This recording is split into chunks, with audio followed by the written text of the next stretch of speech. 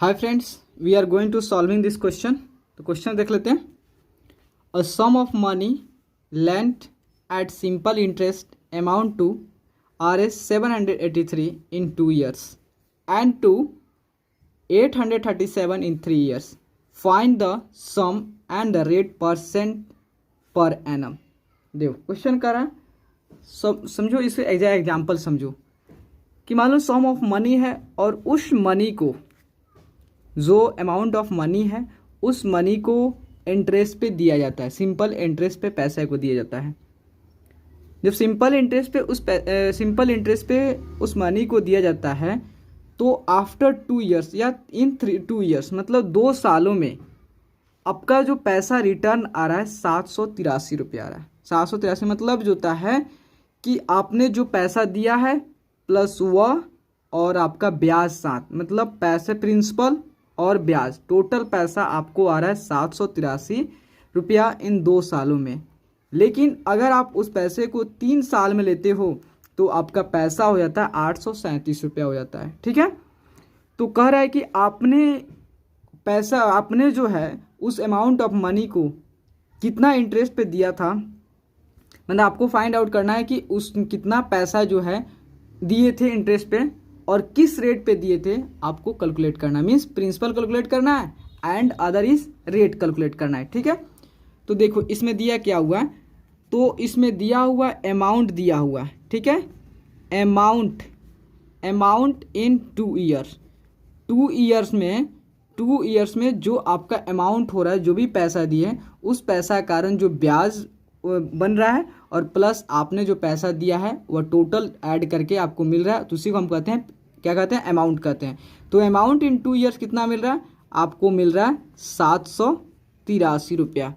वही अमाउंट जो है अमाउंट इन 3 ईयर्स, ठीक है, 3 ईयर्स में जो अमाउंट मिल रहा है कितना हो रहा है, हो गया 837 रुपये मिल रहा है। ठीक है, देखो अब आपको क्या करना है, आपको फाइंड आउट पी करना है। तो पी प्रिंसिपल फाइंड आउट करना है, तो प्रिंसिपल फाइंड आउट करने से पहले आपको ब्याज निकालनी पड़ेगी। ठीक है, कितना ब्याज आपको मिल रहा है।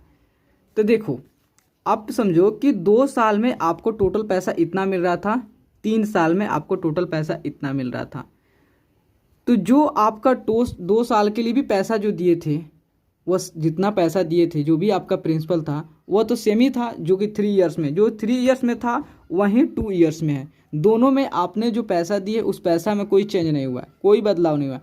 बस आपके जो पैसे में जो इंक्रीमेंट हुआ है, जो इंक्रीज़ हुआ है, वह आपके पैसे देने से वह ब्याज में इंक्रीज हुआ है।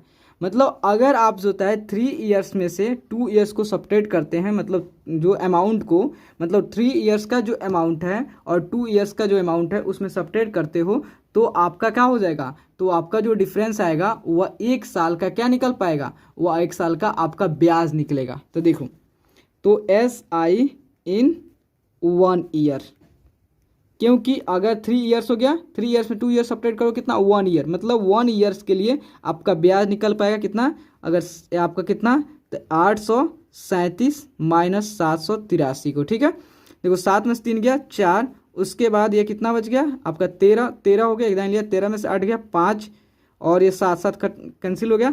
मीन्स आपका जो ब्याज हो रहा है SI हो रहा है 1 ईयर्स में वो 54 रुपया हो रहा है। मतलब 1 साल में आपका ब्याज हो रहा है 54 रुपया।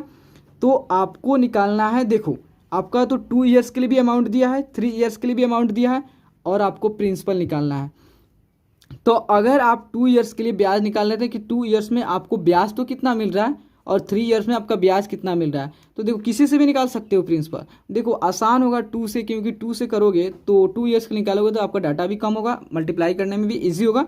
इसलिए हम क्या कर रहे हैं कि सिंपल इंटरेस्ट जो ब्याज हो रहा है इन 2 ईयर्स में कितना ब्याज हो रहा है उसके फाइंड आउट कर रहे हैं। ठीक है, तो 1 ईयर में आपका 54 हो रहा है, तो 2 ईयर्स में कितना होगा, देन 2 से मल्टीप्लाई, तो 4 दूनी 8 और 5 दूनी 10, मतलब 108 रुपया होगा आपका ब्याज इन 2 ईयर्स। 2 सालों में आपका जो ब्याज होगा वह 108 रुपया हो गया। तो देखो 2 सालों में आपने ब्याज कैलकुलेट कर लिया कि 108 रुपया आपका ब्याज होगा। ओके, और देखो आपने 2 सालों में आपका जो अमाउंट रिटर्न कितना आ रहा है, ए फॉर अमाउंट, कितना रिटर्न आ रहा है आपका जो 2 साल में आ रहा है 783 रुपया जो है आपका जो अमाउंट आ रहा है। ठीक है, आपने एक फार्मूला जानते हो फॉर, आपको क्या कैलकुलेट करना है, पी कैलकुलेट करना है and other is R calculate करना है। ठीक है, 2 चीज़ वैल्यू कैलकुलेट करनी है।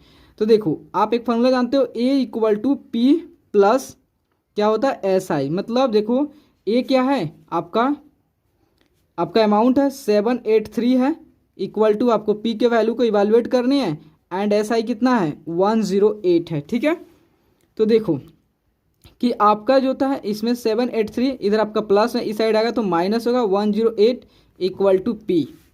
तो देखो 3 में से 8 गया तो नहीं जाएगा, मिक्स एक दाएं लेगा, 13 में से 8 गया 5, उसके बाद ये बच गया 7 एंड ये बच गया 7 में से 1 गया 6, 65 जो था 675 रुपीज़ होगा इतना रुपया। देखो अब समझो कि आपने 675 रुपया देकर आपको 2 सालों में जो अमाउंट रिटर्न आ रहा है 783 रुपया, वहीं अगर 3 साल में लेते हो तो 837 रुपया आ रहा है। मतलब समझ रहे हो, मतलब जो भी रेस्ट बच रहा है वो आपका ब्याज है। आपने पैसा बस कितना दिया है 675 रुपया दिया है, और बाकी जो भी आपको 783 रुपया है उसमें ब्याज भी इंक्लूड है। ठीक है, तो उसके बाद देखो आपने पी को वैल्यू का कैलकुलेट कर लिया, अब आपको क्या कैलकुलेट करनी है, रेट, किस रेट पे आपने ये 675 रुपया ब्याज पर दिया था। ठीक है, तो आप भी जानते हो कि देखो आप जानते हो एस आई इक्वल टू क्या होता है, मतलब simple interest equal to P into R into T होता है बाई 100 होता है।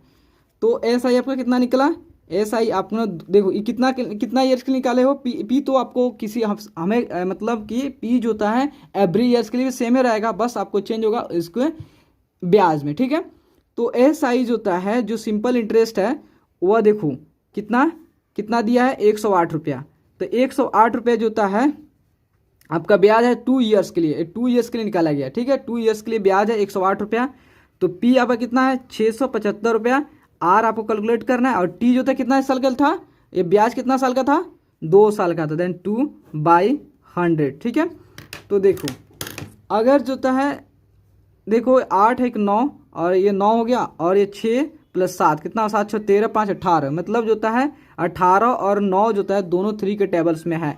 देन ये दोनों का होगा 3 से कैंसिल होगा, तो देखो इसे 3 से कैंसिल करते हो देखो तो ये 3 दूना 6 और फिर 3 दूना 6 और एक बच्चा 1 और 5 15, 3 बचे 15, और इसे करते हो 3 से तो 3 तरीका 9 और उसके बाद जो है एक बचा 1 और 8 18, तो 3 6 18, देखो ऐसे कैंसिल हो जाएगा, इससे मल्टीप्लाई के फॉर्म होगा तो कैंसिल हो जाएगा। ठीक है, उसके बाद देखो कि आपका क्या हो गया, तो फिर अगर 2 2 4 5 9 हुआ, मतलब 3 से फिर कैंसिल हो जाएगा, तो फिर 3 से इसे डिवाइड करते हैं तो 12 3 36, 3 से बार में, और इसे 3 से कैंसिल करते हो तो 7 तरीका 21, और एक बच्चा 1 और 5 15 हुआ, कितना 3 5 15 75 हुआ।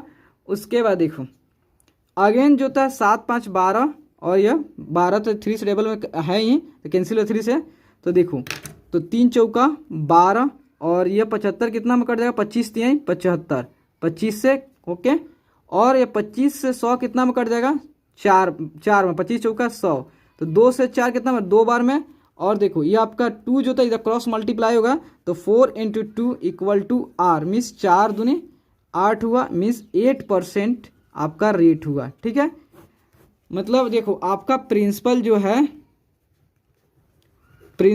है 675 रुपया एंड रेट जो है कितना 8% रेट में। ओके, कि मतलब जो है आपने जो पैसा दिया है 675 रुपये दिया है और 8% के रेट पे पैसा दिया है, तब जाके आपका जो है 2 साल में अमाउंट आ रहा है 783 रुपया, वहीं 3 साल में आपका अमाउंट हो रहा है 837 रुपया आ रहा है। ठीक है, तो प्लीज़ दोस्तों अगर आपको वीडियो अच्छा लगे और आपके लिए हेल्पफुल है तो प्लीज़ चैनल को लाइक एंड सब्सक्राइब प्लीज़ ज़रूर करें, क्योंकि आपके like and subscribe he motivate कर दोस्तों के। Thank you friends.